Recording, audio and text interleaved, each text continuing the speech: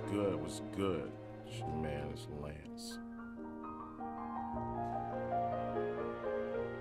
I'd like to bid everyone a good morning. We woke up on this side of the dirt, or on this side of the light. It was a blessing.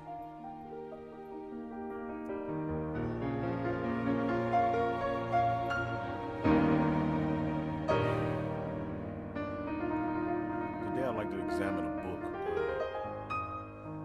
called The Jewish Pirates of the Caribbean, written by Edward Kritzler.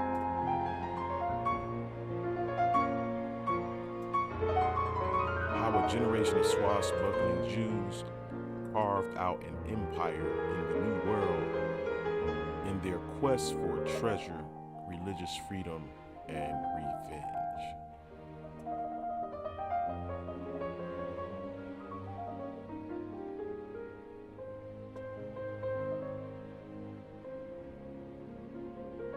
Let's see if I can increase this. This is an interesting book. It has some nice jewels in it. It lets you know who is in America and in the waters at a certain period of time.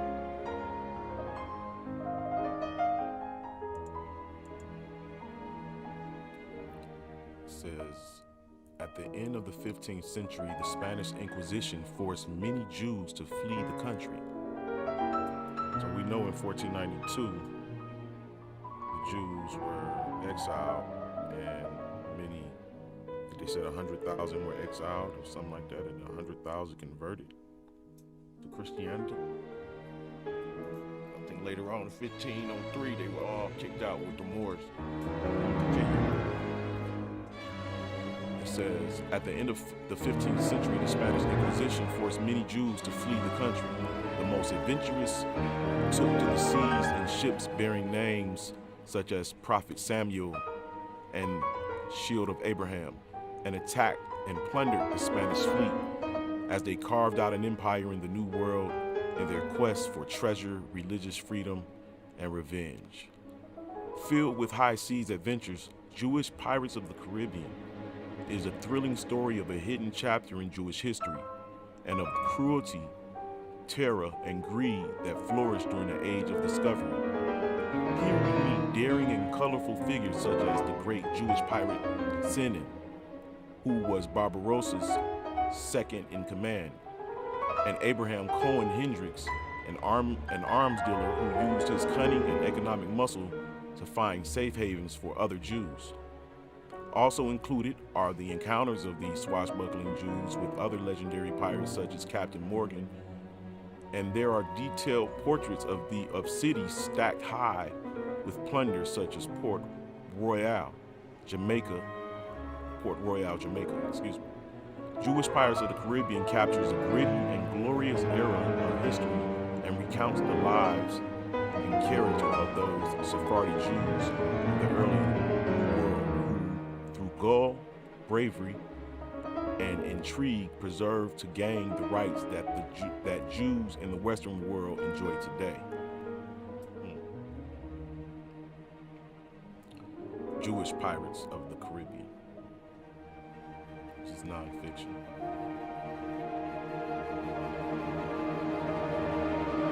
Hey, I'm gonna check out the chat if anybody's out there. Let me know if I'm being heard properly. There's no echo or anything like that.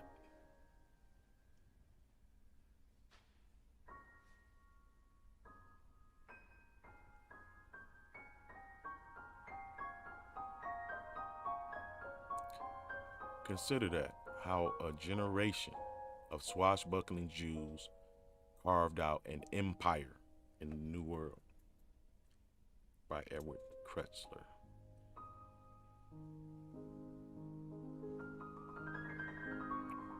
The book was published in Great Britain in 2009.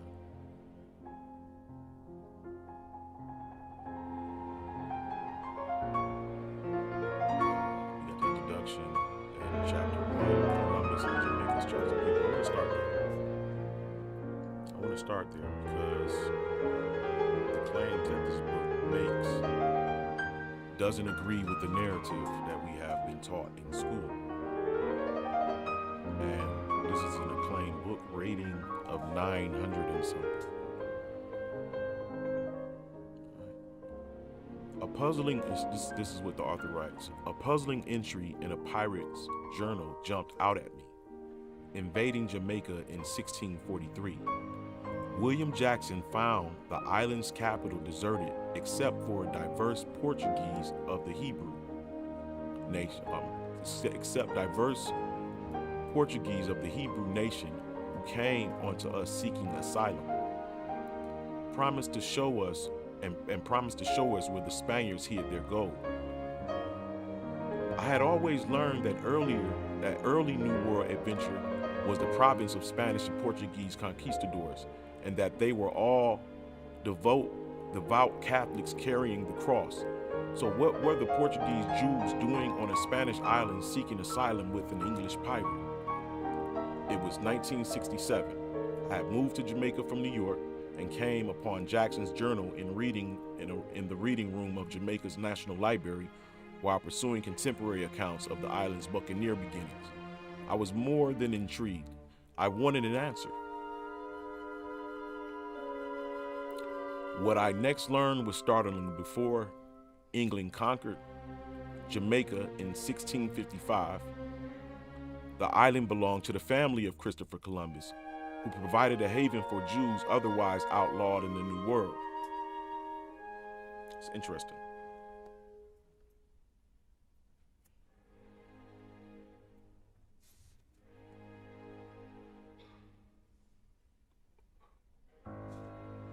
Let's see this again.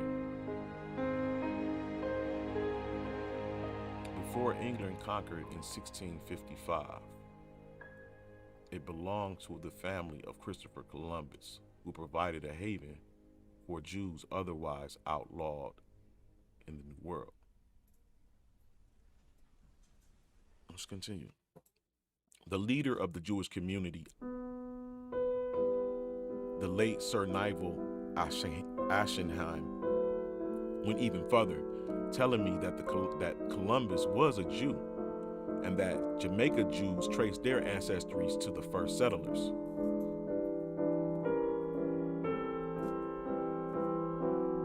I was so beguiled by these findings that I would spend the next 4 decades following their lead in unfolding an unknown chapter in Jewish history. Forget the merchant of Venice. Let's see what he says. He says, forget the merchant of Venice. His New World cousins were adventurers after my own heart.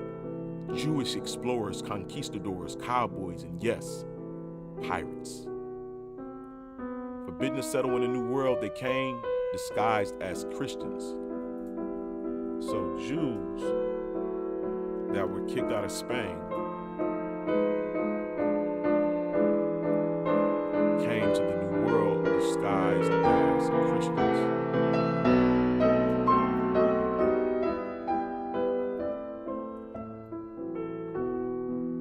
They and other settlers were similar in spirit, but while the others came to conquer, convert the heathen, search for gold, or collect a bevy of Indian women, the Jews came to escape persecution and settle a land beyond the tentacles of the Inquisition. So the Jews came to flee religious persecution from the Catholics. So they wanted to keep their religion. They wanted to keep their heritage. And in order to keep their heritage and not face persecution, meaning die or convert, they fled to other lands, the New World, particularly. It says the story begins with Columbus and the Age of Discovery, when secret Jews, wow. The story begins when Columbus and the Age of Discovery, when secret Jews sailed with explorers, marched with the conquistadors, and were among the first settlers of the New World colony. So, according to this author, Jews that were kicked out of Spain in 1492 ended up becoming among the first settlers in every New World colony.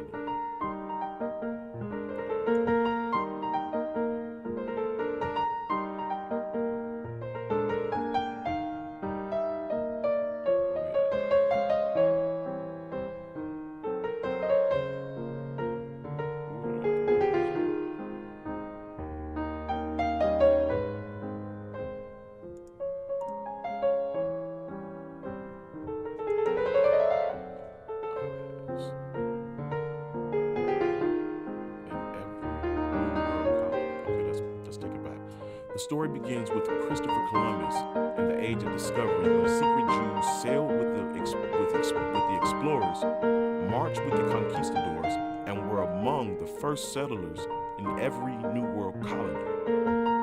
This early history is largely unknown because few then or since realized that these pioneers were Jewish, forbidden entry in the New World because of their religion. Iberian Jews posed as new Christians from Portugal, the one group that was not required to prove their Catholic ancestry. So Jews from the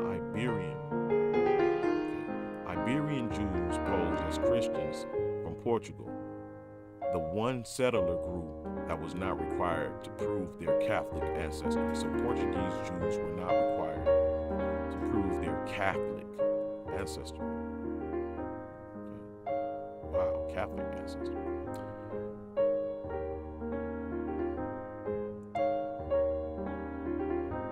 Most Portuguese operating in the Spanish Empire were new Christians, commonly called conversos, and many maintained their allegiance in their ancestral faith. They were Esperantos, hopeful ones, who expected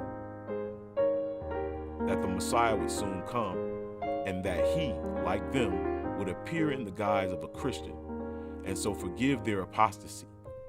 Whoa. So for a Jew to pretend to be, yo, peace, y'all. What's good, Slade?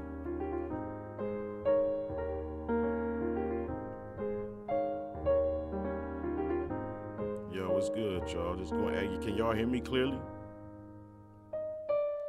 It ain't echoing in that music. I've been having problems with that, yo.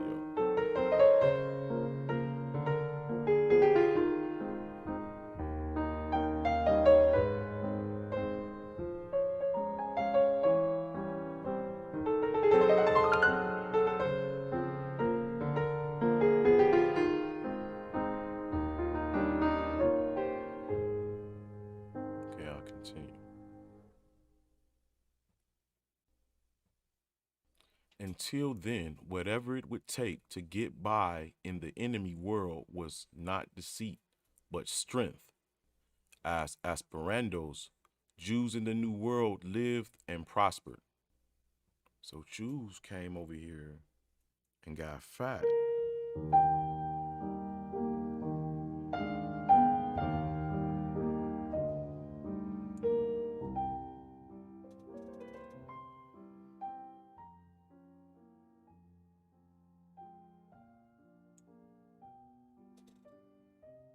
All right, that's what's up. Needed to hear that, bro. So Jews that was kicked out in 1492, Spain in 1492, they ended up in Portugal. Ended up coming to the New World and got off. They got fat, yo. Let's see what they saying. Let's see. As Esperantos, Jews in the New World lived and prospered, and less exposed by the Inquisition, they went to their graves with their masquerade intact. Though even death offered no assurance, as dead heretics were tried in absentia. If found guilty, their bodies were exhumed and burned and their property confiscated. Damn.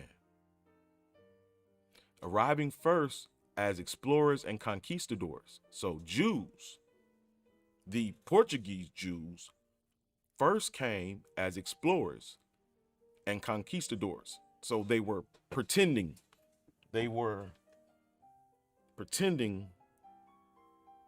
to be conquistadors, whatever it took to get by in the enemy's world.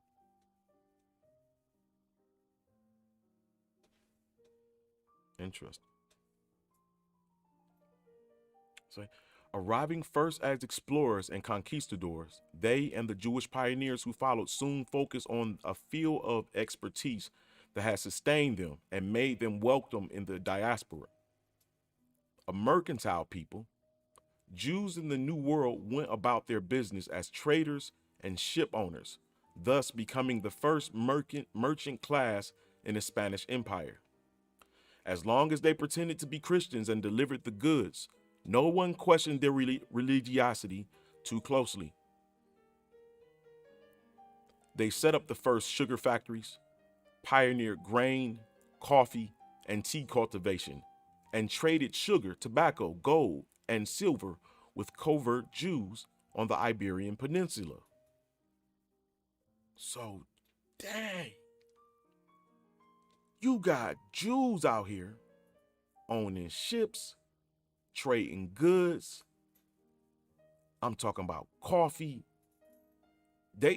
These mugs is pretending to be Christians, interacting like everybody else in the world. Says the first prophets to the homeland were the underpinning of the mercantile system. Everything to and from the New World had to go via Seville or Lisbon. For most of the 16th century, the parties were content with the trade-off. The king needed the Jews to ensure his cash flow, and they needed him to keep the Inquisition at bay. However, once the trade network was established, Jews became expendable. At the close of the 16th century, Inquisition fires caught up with them. In Mexico and Peru, where Jewish merchants controlled the silver and trade, holy inquisitors were called in. So, in Mexico and Peru, where Jewish merchants controlled the silver and trade, holy inquisitors were called in to purify the bottom line. Wow. In Mexico and Peru. Y'all know who was in Mexico and Peru? We'll look at that later on. Jewish leaders were burned, their wealth was confiscated, and Christians took over the fabulous rich silver trade. New World Jews got the message. More than profit, their survival in the coming century will require a haven outside the reach of the Grand Inquisitor. Unable to secure a homeland on their own, covert Jews conspired with Holland and England to seize a New World colony.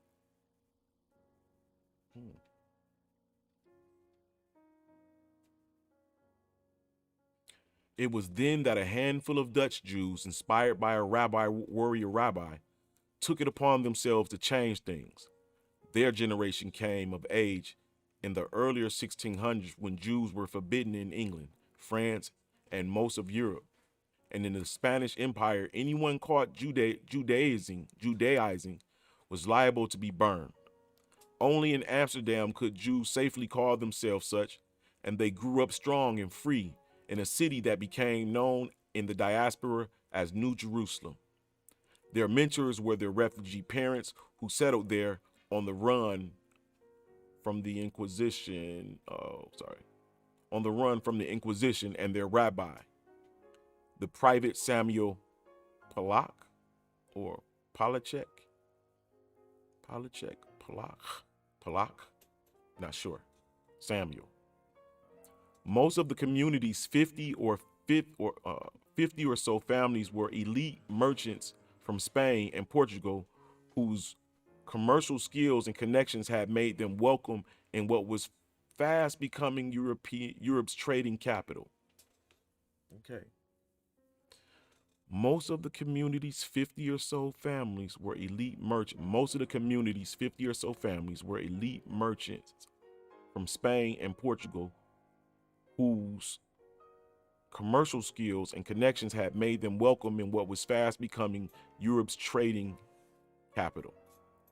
Rabbi Polak, or Palachek Polak, a Barbary pirate who was still capturing Spanish ships in his late 60s, held the first religious service in his home. Ooh, okay. While the aim of their parents was to live freely, grow wealthy on New World trade, and have their portraits painted by Rembrandt, the ultimate goal was nothing less than to bring down the Spanish Empire. Whoa. Niggas like, we want to get our money, we want to live good, but we want revenge. They wanted revenge, according to this author. The Jews was kicked out. They got their bread up. They networked, organized, and now they want revenge on Spain. Their proxy armies in this struggle were the Dutch, the English, and in the final successful assault, the Buccaneers of the West Indies. Do y'all understand what this is saying? Do you know who the Dutch is, the English, and the Buccaneers of the West Indies are? We'll get to that. If you don't, we'll get to that. Let's just continue. The Jewish Pirates of the Caribbean is the history of the Sephardic Jews in the early New World, involving intrigue, horror, and defeat, survival, and final victory over the hooded inquisitors of the Holy Terror. The hooded inquisitors. That sound like the hooded inquisitors of the Holy Terror. Sound like the Ku Klux Klan.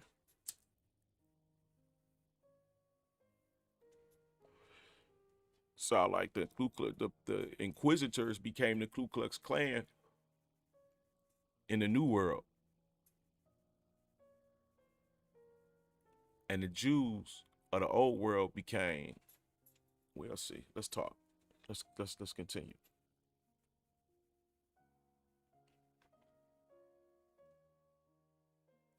It concludes with their last hurrah, their search for the legendary lost gold of Columbus. After achieving Jewish rights in Europe and in the New World, 3 Dutch Jews, accompanied by their sons, went into the mountains of Jamaica to find Columbus's mines. They reported that their search was not successful, but I found their map and have reason to believe it was. It's an interesting book.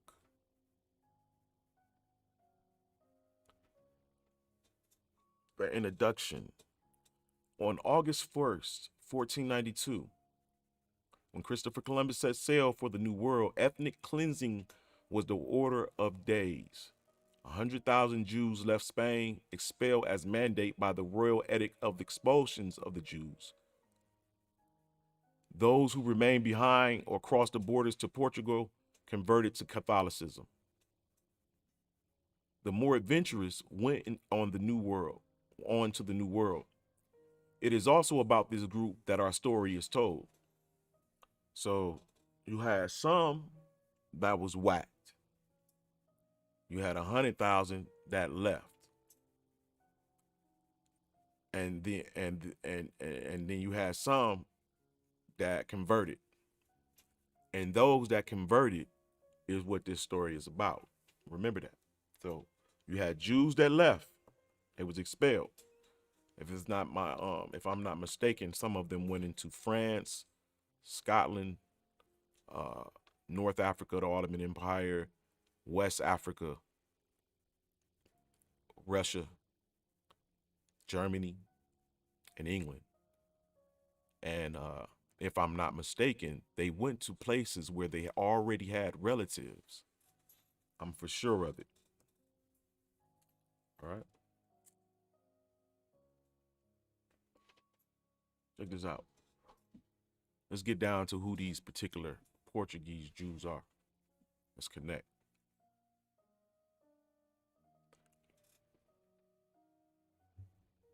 Long before Spain was Spain, Jews were living there. So long before Spain was Spain the way we know it today, it was already Jews living there. King Solomon's trading post, 1000 BC, developed over the millennium to become Sephard, a strategic outpost of the Roman Empire.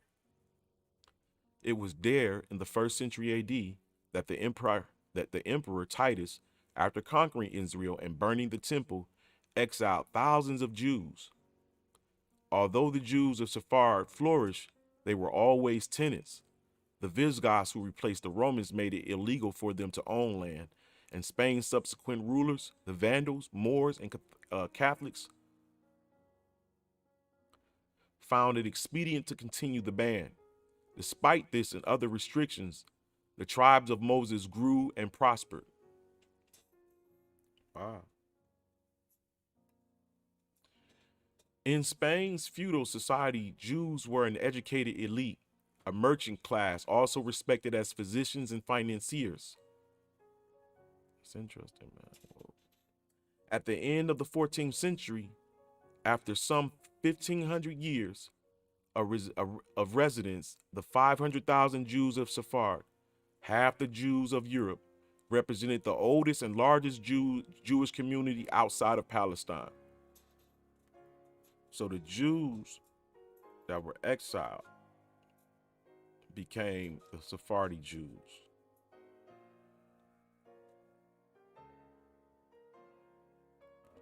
Wait a minute. Let me go back and understand what he said.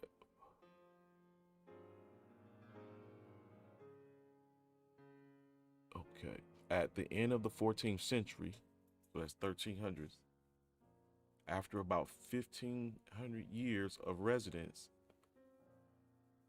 so 1,000 Jews turned into 500,000 Jews.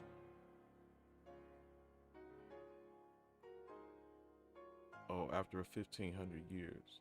Wait a minute, no. 100,000 Jews turned into 500,000 Jews. Represented the oldest and largest Jewish community outside of Palestine. Their leaders boasted lineage to King David and considered themselves the aristocracy of Jewry. These were halcyon days, that mean, for people who were unwelcome in most of Europe. But their very prosperity and superior lifestyles were represented by an uneducated mass whose all-consuming religious beliefs could be inflamed by a virulent anti-Semitism. Ferrant Martinez, a friar in Seville, provided the spark, following a frenzied sermon in which he accused Jews of everything from causing the Black Plague to killing the Christian children and drinking their blood. He incited the crowd to rise up and destroy this accursed race.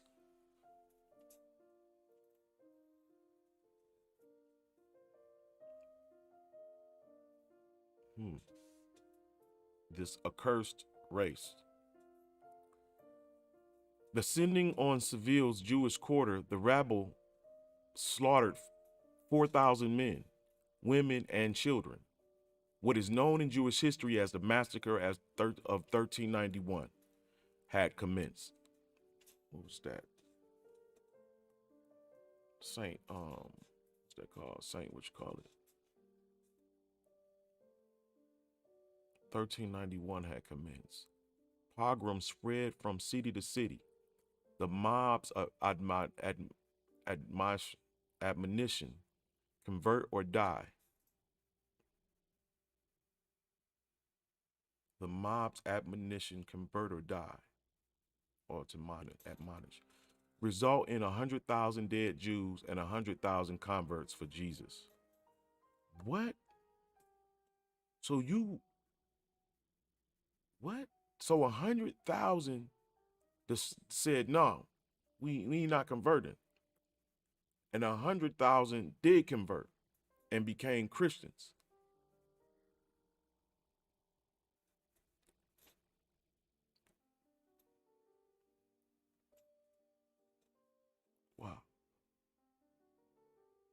So, wow. So we got Christians, we got Jews pretending to be Christians in America, flourishing 17, 1800s. Let's continue with this. I just know some stuff ahead. Let's continue. All right. After a bloody year, peace was gradually restored.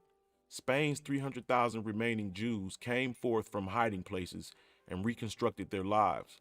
Those who remained faithful continued to live as Jews under a host of restrictions. But the 100,000 converted Jews, freed from religious bondage, rose over the next century to positions of power that had been denied them as Jews, called conversos, or new Christians, to distinguish them from the dominant old Christians. They achieved major positions in government, the army, and universities, and married into the highest nobility. They were prominent at court in the hierarchy of the church. However, conversions by coercion rather than conviction had an unforeseen consequence. Forced baptisms had brought infidels into the church, but in doing so created heretics within. In the last decades of the 15th century, there began what came to be called the Holy Terror. Queen Isabella vowed she would root out all heretics from her kingdom once the Catholic reconquest of Spain from Moors was complete. Meanwhile, she would begin her ferreting out heretics in Seville, a city known for Jews pretending to be Christians. Her means was the auto da fe, act of faith. What? So she just went through killing people like she just, all right.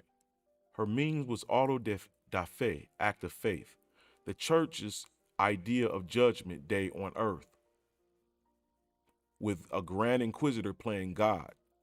In 1482, Isabella gave that role to her confessor, Thomas de Torquemada. In the course of his 18-year reign, the former Dominican friar personally condemned 9,000 Jews to the stake at the burning ground, at the burning ground outside the city walls. He also exhumed the bodies of 7,000 dead heretics and burned their remains. Whenever Torquemada appeared in the public, he was accompanied by 50 agents on horseback and 200 armed guards.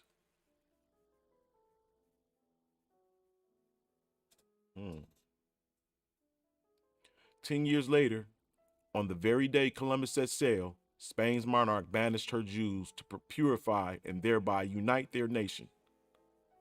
Jews settled everywhere they were permitted and disguised as Portuguese New Christians where they weren't. Along with other pioneers in the far-off New World, they carved out a niche for themselves, living possibly the most original experience the world has ever known. They thought themselves safe, but the white-hooded inquisitors soon followed. In the 16th and 17th centuries, thousands of New World conversos were arrested, tortured, and tried.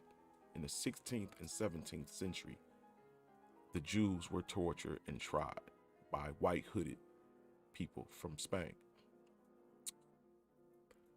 Found guilty, they saw their wealth confiscated, and they were first flogged, then imprisoned, strangled, burned, and condemned either to work in the salt mines of Venezuela or to row galley ships across the Pacific, and a sentence from which none returned. Row galley ships across the Pacific.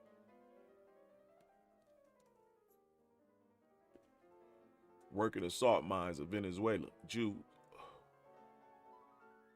Inquisitors were thorough in their questioning of heretics, and the trial transcripts offer an intimate look into the condemned Judaizers' secret lives. During the day, they went about as exemplary Catholics, attended Mass, went to confession, and had their children baptized. But on certain nights, they met secretly in one another's homes, reverted to Hebrew names, and read from the Torah. History would come to call these secret Jews Moranos, meaning pigs. Do y'all know who Moranos are? These so-called pigs. Moranos are connected to the Moors. And the Moors are Jews that were forced to convert in the 700s. Yes, in the 6th century, I believe.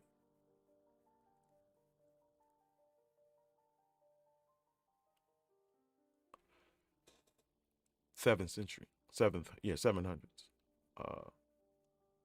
Wow, that's all right. History would come to call these secret Jews, these Jews. Look who these people are, y'all. These Portuguese Jews, Moranos, meaning pigs. Though this term was generally lost, its pejorative meaning, never even heard that word. I prefer to call them what they call themselves, in the sanctity of their homes, Jews.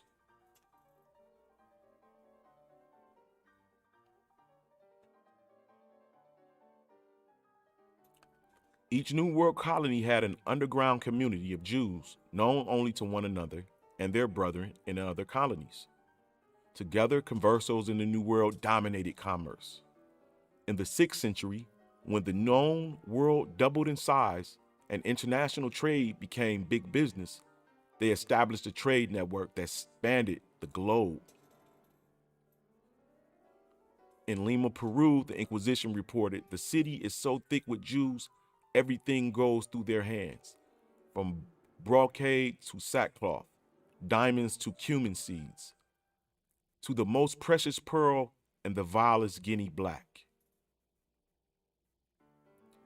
In Potosi, Bolivia, with its silver mountain, the Inquisitors reported the silver trade is almost exclusively in the hands of crypto Jews, secret Jews. In Port Royal, Jamaica, English merchants protested, descendants of the crucifiers of blessed Jesus eat us and our children out of all trade.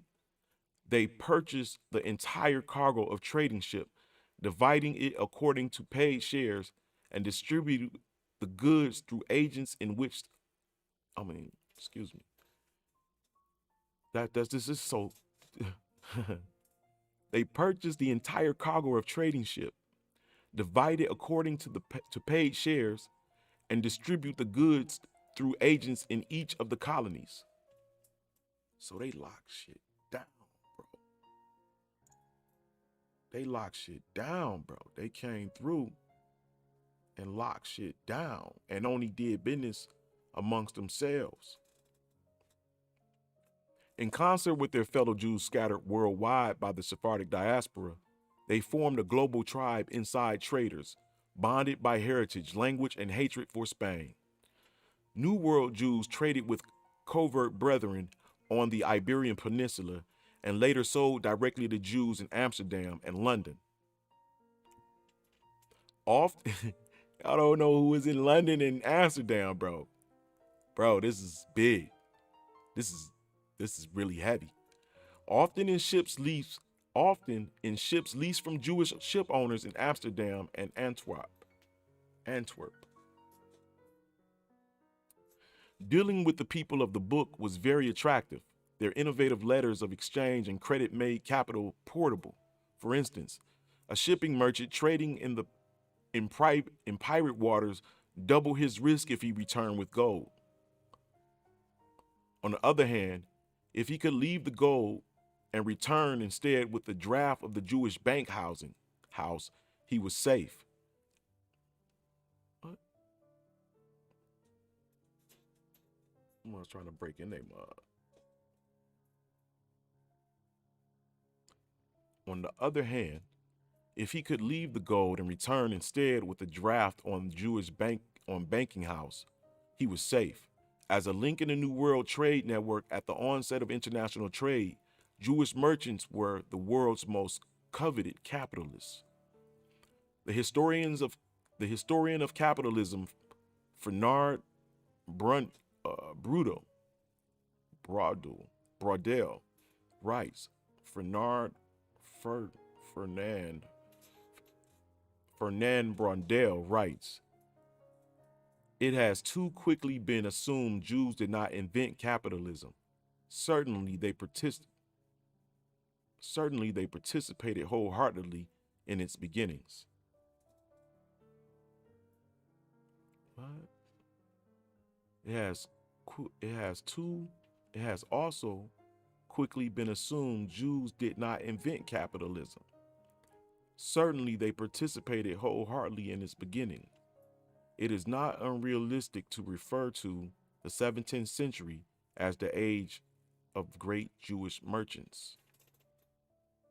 This is big if you got that knowledge, bro. This is big because these are the Moranos they talking about. The Moranos. The pigs.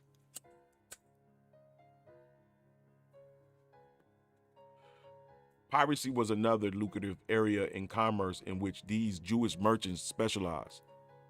Questions of morality did not apply. It was the normal business of every nation to license mercenaries to seize and rob enemy ships and share the proceeds. The only difference with Jews was they did not have to license their freebooters. In coded correspondence with fellow merchants in other colonies, they were able to ascertain what ship was sailing when, and its cargo route and destination, and what its captain may have secreted in his cabin. Thus informed, Jewish merchants were the brains behind the brawn, financing, advising, and sometimes leading the Caribbean's emerging fighting force, a ragtag crew of misfits of every nation that coalesced as the dreaded pirates of the Spanish Main. Wow. So, the Jews that was kicked out of Spain in 1492, the ones that chose to convert instead of die, came to the New World and became wealthy.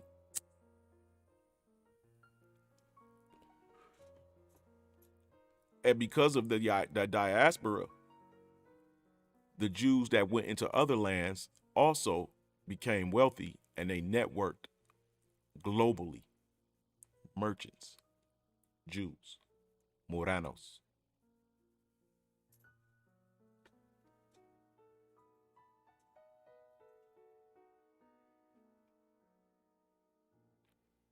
A precedent for this holy alliance was set by fellow Sephardim in North America who had assured their welcoming among the Moors by profitably backing and sometimes leading the Barbary pirates. Sinan, Barbarossa's second in command, was referred to in the Crown correspondence with England's Henry VII as the great Jewish pirate, and the brothers Samuel and Joseph Pollack would go from commanding pirates to founding Amsterdam's Jewish community. Golly. So, if anybody know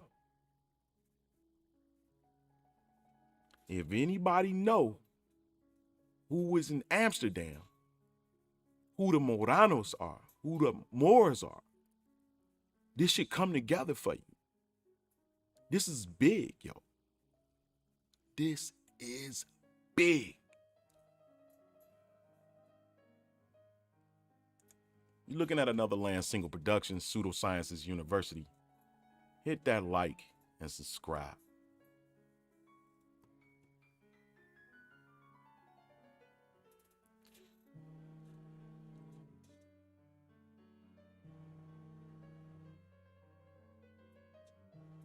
Oh, I got a call. This is my job.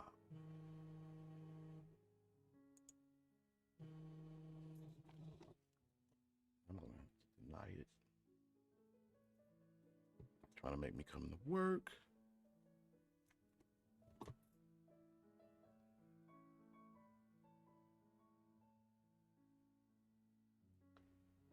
I gotta be to work at 11 anyhow. I'm going to continue further. Hold on. See, this right here is heavy. This author right here then laid it out. All you got to do is have a little bit of knowledge, be able to read between the lines. This mug then laid it out, y'all.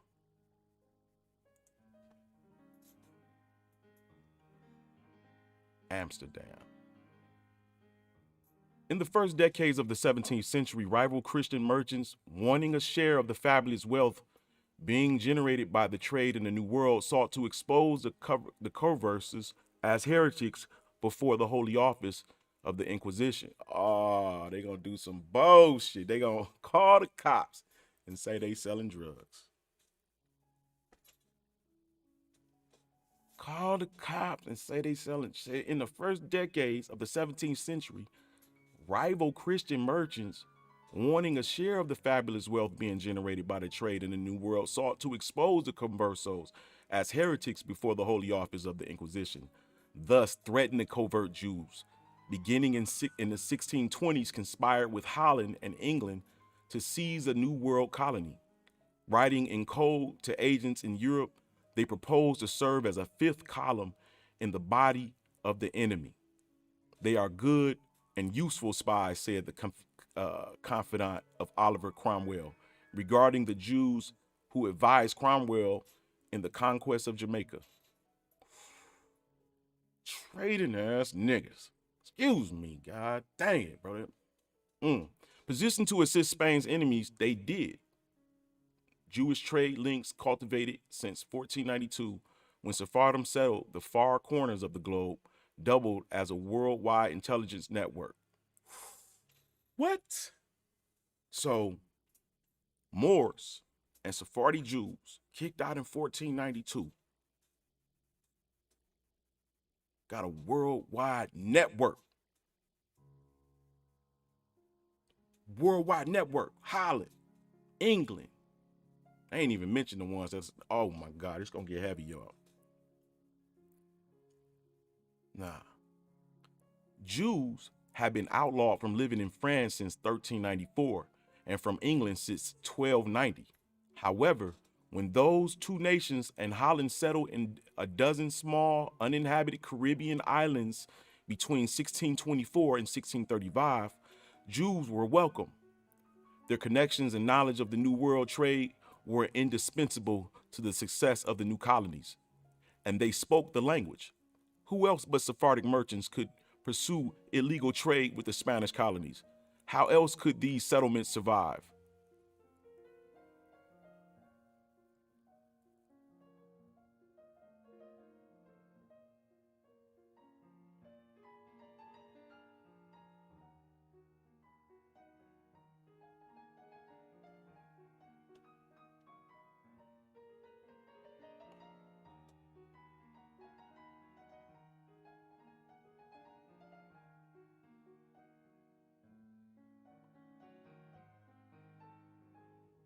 Okay. The islands constituted mere footholds in what was called the New Spanish Sea. Together, they totaled less than 1,500 square miles, while the Spanish New World encompassed millions. The firstly openly Jewish settlement in the New World was in Brazil. In 1624, the Dutch captured Brazil's capital, Bahia, from Portugal with an invasion force that included several dozen declared Jews. The invaders were assisted by local conversos who had gotten word that an Inquisition office was to be established in their province, where 200 of them were living as counterfeit Christians. So you got these niggas is just living like Christians, not even Christians. Who that sound like? Moors and Sephardi Jews kicked out of Spain in 1492. Morano. Get your mind right, nigga. A year later, King Philip IV of Spain sent a 12,000-man army and temporarily threw the Dutch out. Afterward, the Inquisitors report charged secret Jews had written Holland and asked the Dutch to liberate them, had initiated plans for the invasion and agreed to share its costs. The heretics had suckled at the breast of the mother church, and when the Dutch came, openly professed the Jewish faith. God they ass. In 1630, Holland's forces again invaded, landing north of Bahia. They conquered Recife and surrounding provinces in the northeast Brazil. Under Dutch protection, a Jewish community thrived there for 24 years. They called their congregation Zur Israel, Rock of Israel, marketed sugar and taxed Jewish privateers 3% of their booty. Sugar and piracy transformed Recife into the richest trading port in the New World outside of Havana, and Jews, integral participants in both industries, lived a high life. So the Jews were trading sugar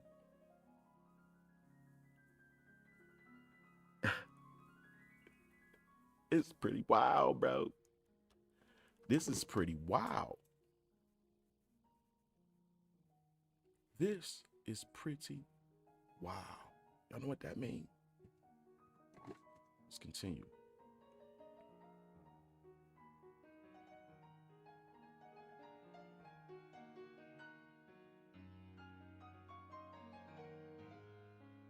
Their favorite pastimes may be glimpsed from what they outlawed. Synagogue leaders banned card playing on Friday afternoon. Who play cards? As too many members missed Sabbath service, and levied whooping fines on members caught taking Christian women into the mikvah, the ritual bath. Oh my goodness, bro. This is heavy. The situation in Brazil was unique. Everywhere else in the New World, as the mid-century approached, along the long-established secret Jewish communities in Peru and Mexico came to a flaming end, and each found guilty of a great conspiracy. In 1638, hundreds of Peru's Jews were arrested, their leaders accused of plotting to blow up Lima's harbor in advance of a Dutch invasion were burned at the stake. Dang. In the 1640s, Mexico's Jews were charged with conspiring to burn down the house of the Inquisition. And by 1650, the methods of the Inquisition, the dungeon, the rack, and the stake marked a decade-long succession of auto de fe, the act of faith. Remember that? The decimated the Mexican community. See, it seemed like a lot of stuff is like crossing. Like what they saying in history, you know, it happened, but it's not happening. What's happening is not what they're not telling us the whole hookup, bro. This is crazy. If my man on point, he got 900 points out here on this book.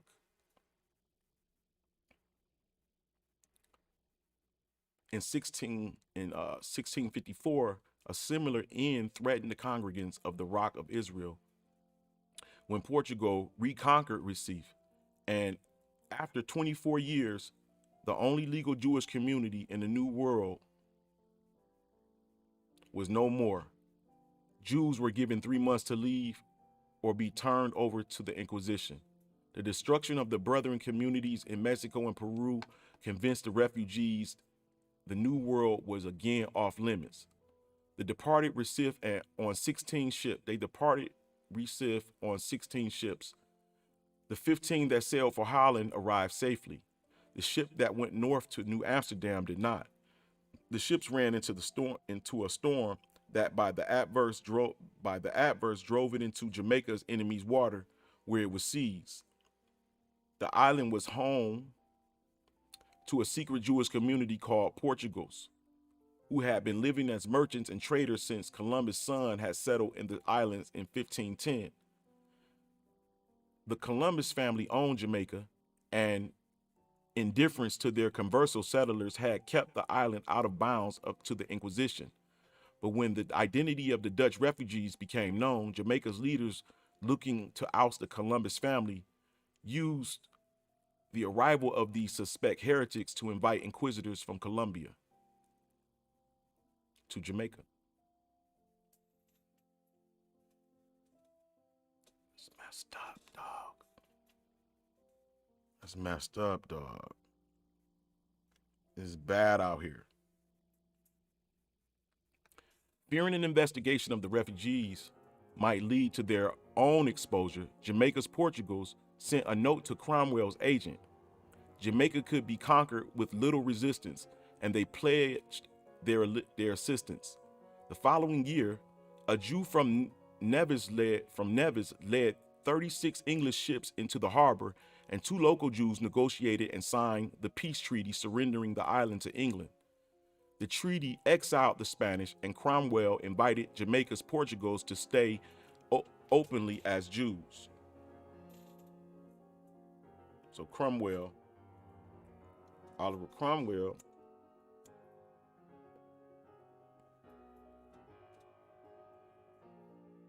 let's see what oh no, man, this is crazy, bro.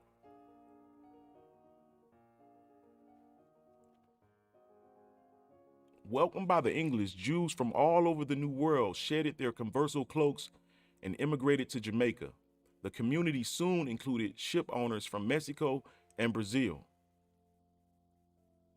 traders from Peru and Colombia, and ship captains and pilots from Nevis and Barbados. Together, their knowledge of the New World was unsurpassed. By 1660, Jamaica had become the Jews' principal haven in the New World. Unlike the small, isolated isles in the Eastern Caribbean, Jamaica was a major island in the middle of the shipping lanes, an ideal base from which to strike at Spanish shipping, and well positioned to engage in contraband trade with the Spanish Main.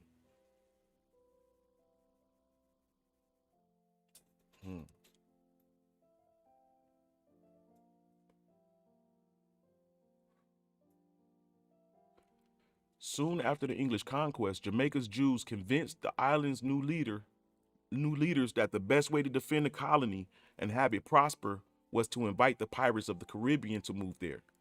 The Spanish would think twice about attacking Jamaica if its principal port was the home base of feared buccaneers of the West Indies.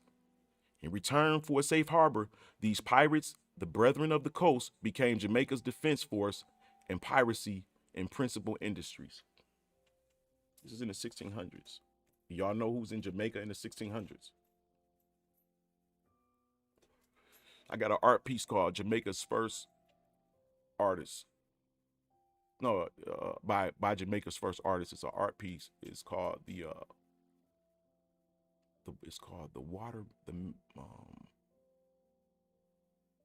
basically it's a painting of a black man with gray on both sides. He walking barefoot and he got some water jugs on his head.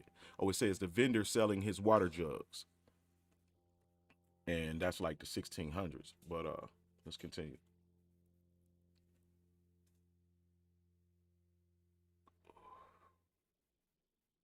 In the 1660s, hold up, let's see, I missed the point.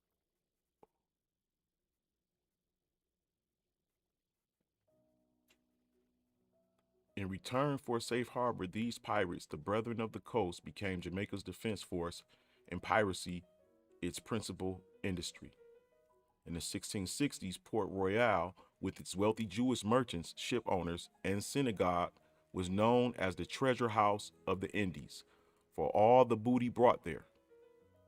Catering to a transient pirate population with one bar or brothel for every 8 persons, the pirate capital acquired the reputation as the world's wickedest city.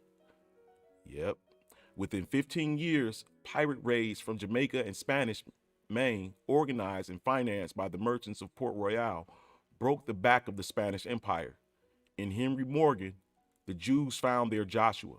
The buccaneer admiral's six raids on Spanish ports, culminating in the burning of the Golden City of Panama, brought the Spanish Empire to its knees. In the Treaty of Madrid in 1670, Spain ascended to Europe's right to settle in the New World, and the Jews were finally free to be Jews. These 17th century the 17th century commenced with the Jews outlawed in most of Europe and in the New World. It ended with their freedom. The participants in their liberation struggle are known. They were the first children of refugees from the Inquisition who in the early 1600s, after led underground lives in Spain and Portugal, settled in Amsterdam. So Jews, some Jews settled in Amsterdam.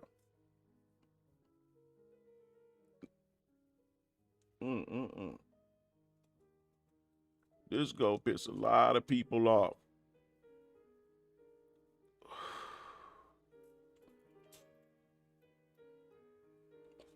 Because if you don't know who these people are in Portugal and Amsterdam and in the Dutch and in Holland, you automatically think they're talking about Caucasian Jews. But I assure you, I'll show you all, they're not.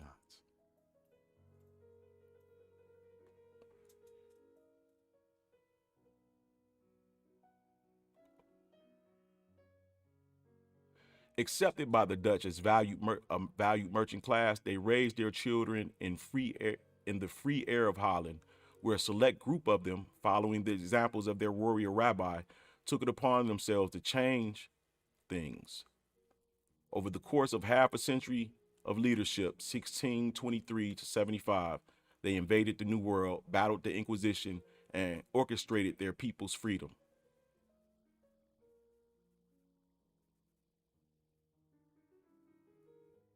And I have to get ready to go to work, ladies and gentlemen. We will come back with the actual reading of the book, Chapter 1, Columbus and Jamaica's Chosen People, right here with your man's Lance Single on Pseudosciences University. Don't forget to like and subscribe. Click the notification so you will know when I'm on this month, because I can pop on at work. Who knows? I'd like to thank everybody who stopped through for stopping through. Y'all have a good day. Peace out.